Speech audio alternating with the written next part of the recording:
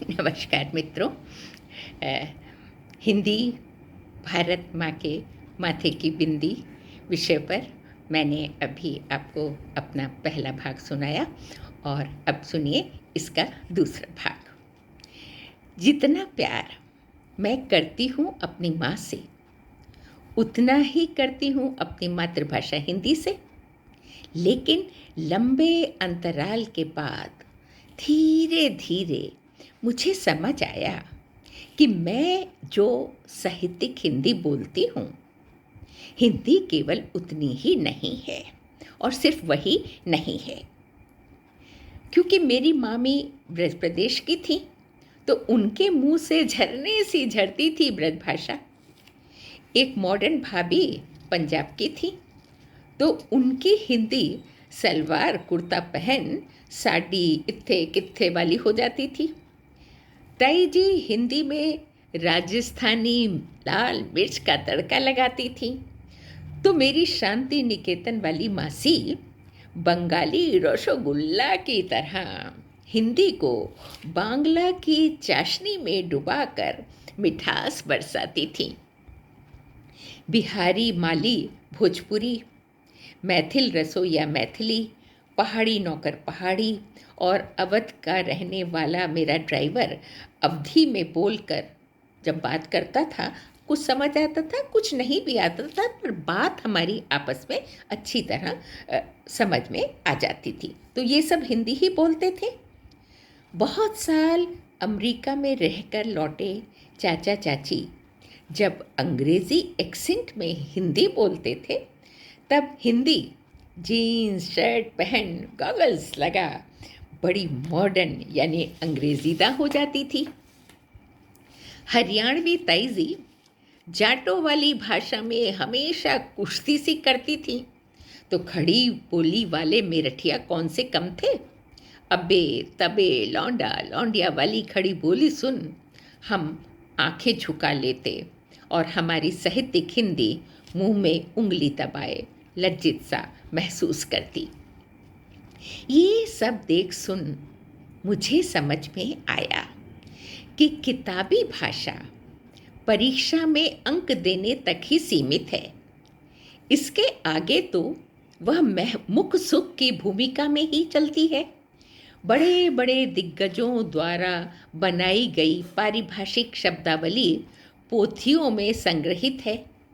आम आदमी क्या पढ़ा लिखा शिक्षित व्यक्ति भी भाषा का इस्तेमाल पान चबाते हुए मस्ती से करता है। और जैसे 4 कोस पर पानी का स्वाद बदल जाता है, ठीक वैसे ही 8 कोस पर भाषा भी अपना मनचाहा आकार ले लेती है, यानी कुछ ना कुछ उसका रूप बदल ज़रूर जाता है। साहित्यिक हिंदी, किताबी हिंदी हम जैसे कुछ पढ़े लिखे सुशिक्षित लोगों की मातृभाषा हो सकती है, लेकिन सच्चाई तो यही है कि अनेक बोलियों के सामूहिक जीन्स लेकर ही हिंदी इतनी समृद्ध और वर्चस्वी हुई है। ये बोलियां ही हैं उसका आधार, और यही जड़ें बनकर इस हिंदी रूपी वृक्ष या कहें तो लता को संपुष्ट करती हैं। हिंदी इन्हीं की आत्मजा है जो वक्त के साथ कदम ताल करती अब विदेशी शब्दों को भी सहज भाव से आत्मसात कर रही है। हिंदी को दोस्तों हम सभी जानते हैं कि राजकीय या सरकारी संरक्षण कभी नहीं मिला। वह अपने बलबूते पर यानी आम जनमानस की जिह्वा पर चढ़कर ही तो आगे बढ़ी है, और अपनी इसी खूबी यानी विशेषता के फलस्वरूप आज सारे भारत को जोड़ने वाली संपर्क भाषा यानी कड़ी बन गई है।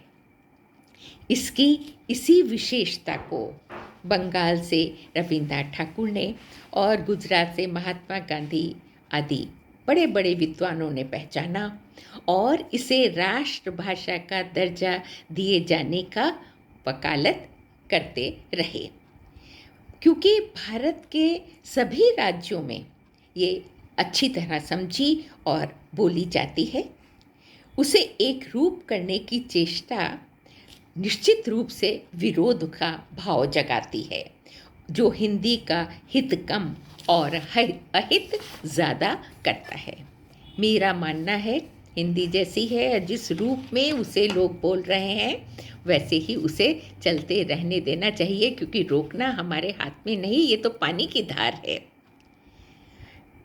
अपना अनुभव आपसे साझा करती हूँ कि विशुद्ध हिंदी भाषी मैं मेरठ यानी उत्तर प्रदेश से जब दिल्ली आई विवाह के बाद, तो कमला नेहरू कॉलेज में मैंने पढ़ाना शुरू किया। इंग्लिश ऑनर्स की सब्सिडियरी की क्लास भी मुझे मिली। इन दिल्ली वाली अल्ट्रा मॉडर्न लड़कियों को हिंदी की क्लास में कंट्रोल करना मेरे लिए लगभग असंभव सा था। तब मुझ बहन जी मंजू गुप्ता को कुछ भगवान की कृपा से समझ में आया और मैंने 20%, कम से कम 20% अंग्रेज़ी शब्द मिलाकर हिंदी बोलना शुरू किया, यानी इजी हिंदी। और सच मानिए बहुत जल्दी ये बच्चियाँ कबीर, सूर प्रसाद, पंत की कविताएं और हजारी प्रसाद जैसे धाकर लोगों के निबंधों को अच्छी तरह आत्मसात करने लगे।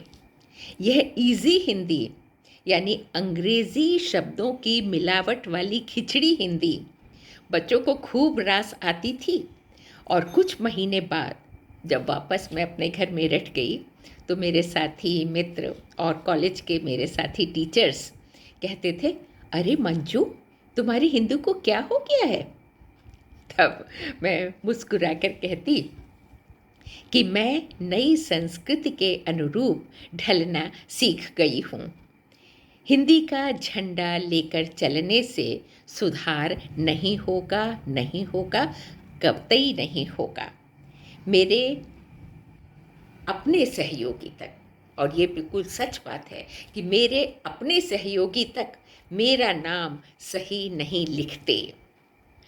मंजू में बड़ा ऊ अक्सर लगाते हैं।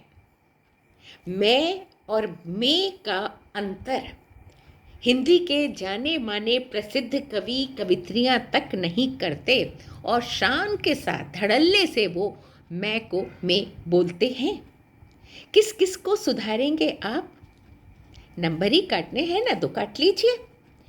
भाषा अपनी ही चाल से चलेगी, आपके कहने से नहीं। जानते हैं, जब मुझे कहीं किसी समारोह, संगोष्ठी या कवि गोष्ठी में आमंत्रित किया जाता है, तो ज़्यादातर हिंदी में जब मैं मंजू नाम लिखा होता है तो बड़े ऊ की मात्रा लगी होती है। अब मैं गुस्सा करूं, झल्लाऊं या प्यार से समझाऊं, वो सुधरने वाले नहीं हैं। जी मैम कह के मुस्कुरा देते हैं कि गलती हो गई मैम, बस। कॉलेज में पढ़ाने वाले मेरे अपने सहयोगी टीचर्स भी जब लघु और दीर्घ ई की मात्रा का सही प्रयोग नहीं कर पाते, पंचम वर्ण और अनुस्वार का संबंध नहीं समझते, तो आप किस किस को समझाएंगे, किसे सुधारेंगे और कैसे सुधारेंगे? अपनी भाषा की वैसे भी परवाह कौन करता है दोस्तों? घर में माँ की तरह बस वो होती है, उसकी ज़रूरत ही उसका अस्तित्व है। व्यक्तित्व भी हो, ये अधिकांश को स्वीकार्य नहीं। इसलिए हिंदी की मूल प्रवृत्ति की रक्षा करते हुए उसे फूलने फलने दीजिए। वो अपना रूपाकार स्वयं ले लेगी। आपकी चिंता की न उसे परवाह है, न समय को और न ज़माने को उसकी ज़रूरत है। इसलिए मेरे प्यारे मित्रों, मेरे हिंदी वालों, मेरे अपनों, अपनी मातृभाषा हिंदी को लाडली बिटिया की तरह बस आशीर्वाद दीजिए और ईश्वर से प्रार्थना कीजिए कि वो जैसी भी है उसे उसी रूप में स्वीकार कर हम शुभाशीष देते रहें और निरंतर बोलते रहें, अपनाए रहें। ये अपने आप बढ़ जाएगी, अपनी किस्मत से इसका जो होना है हो जाएगा। समष्टि के अन्य सभी तत्वों की तरह भाषाओं का भी अपना स्वभाव, अपना भाग्य होता है। परिवर्तन ही सबकी नियति है। वह नित्य और निरंतर नई होती रहती है। कुछ लोग भाषा को, जब वो इस रूप में आगे बढ़ती है, तो व्याकरणगत अशुद्धि मानते हैं, कुछ इसे विकास कहते हैं और कुछ इसे सहज परिवर्तन मानते हैं। समय के साथ कदम ताल करने के लिए सभी को बदलना पड़ता है, चाहे वो इंसान हो या भाषाएं या पेड़ पौधे।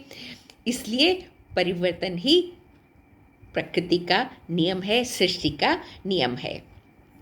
यह हमारे नियंत्रण से बाहर है।